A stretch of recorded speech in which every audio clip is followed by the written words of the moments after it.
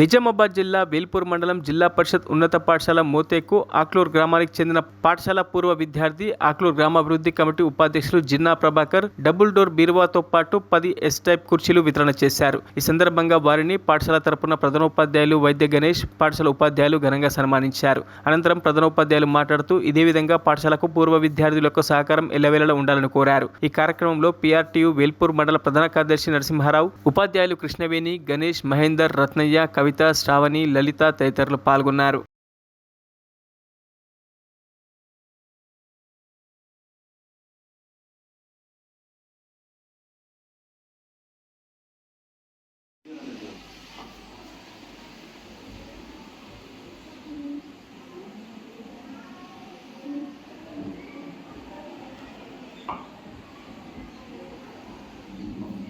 మరిన్ని అప్డేట్స్ కోసం మా ఛానల్ని సబ్స్క్రైబ్ చేయండి.